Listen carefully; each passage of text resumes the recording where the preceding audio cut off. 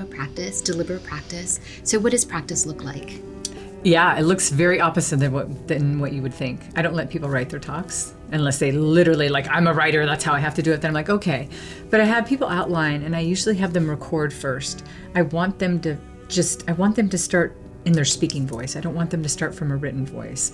Because when they write, what we tend to do is we write beautifully. And then when we try to speak that, it just doesn't sound right. And then sometimes we get married to what's written. We're like, oh no, I have to leave that. That's really good.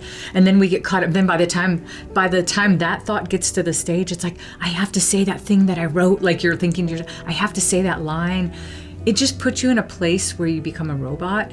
And I really want people to write and deliver talks that are internalized, not memorized. So when I have people do it that way, it's better. So the first time you deliver the talk, you write an outline. You're like, okay, I clearly have my idea.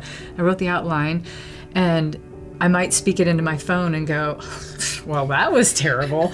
But then I can hear it and go, okay, it just helps me to start going, okay, I can see where the holes are. The opening's terrible. It doesn't make any sense, I also have a process I use called the idea map. It's just a simple, like, start with the idea, then you go to the closing, and then now that you know the closing, you go to the opening, and then adding the supporting evidence, and then adding the one thing that people leave out all the time is catchy phrases, like having a catchphrase, having something that we can, like, repeat. Like, we walked out of your talk and said, this is what they talked about.